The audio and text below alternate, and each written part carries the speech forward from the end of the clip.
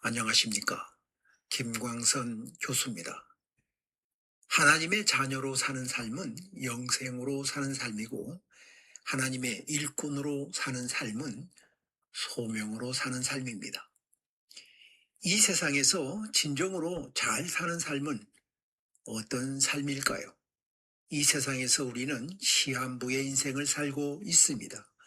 성경에는 한 번 죽는 것은 사람에게 정해진 것이요, 그 후에는 심판이 있고, 우리의 연수가 70이요. 강건하면 80이라도 그 연수의 자랑은 수고와 슬픔뿐이며 신속히 날아간다라고 하였습니다. 한 번밖에 살 수 없는 시한부의 삶을 살아가는 우리는 진정으로 의미 있게 잘 살 필요가 있습니다.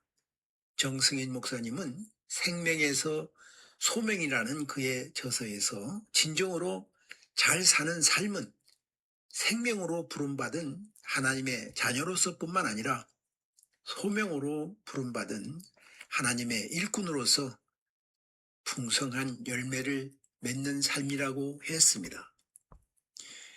하나님과의 관계가 회복된 하나님의 자녀로 거듭나서 삶의 관점을 달리하는 것이 진정으로 잘 사는 삶입니다.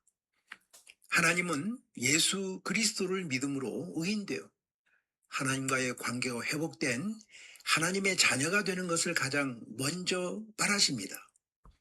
우리에게 영원한 생명을 주시기 위해 하나님의 자녀로 부르시고 서로 사랑을 주고받으려고 우리를 구원하신 것입니다. 영원한 생명으로 부름받은 구원받은 하나님의 자녀는 삶의 관점이 이 세상에서 추구하는 가치와 행복에서 머물러서는 안 됩니다. 세상에서 추구하는 가치와 행복도 하나님의 관점에서 추구해야 합니다. 출세에서 높아지더라도 낮아져서 겸손하게 섬기기 위해 출세하고 높아져야 하고, 부자가 되더라도 이웃과 공유하며 나누기 위해 부자가 되어야 하는 것입니다. 하나님의 사람은 그 소원을 하나님의 뜻인 하나님의 목적에 합하게 하고 삶의 방식도 달리하는 것이 진정으로 잘 사는 삶입니다.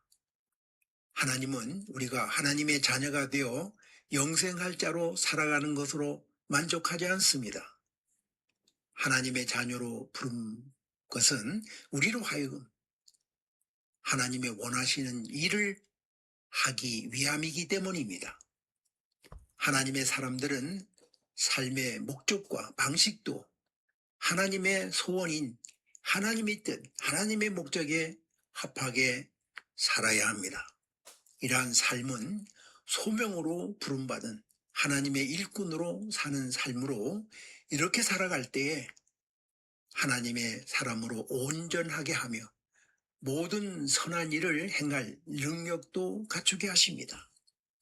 소명으로 사는 삶은 하나님의 나라와 의를 먼저 구함으로 모든 것을 더하게 하는 삶이며, 시냇가에 심은 나무가 철을 따라 열매를 맺는 삶이고, 하나님이 함께하는 형통한 삶으로 진정으로 잘 사는 삶입니다.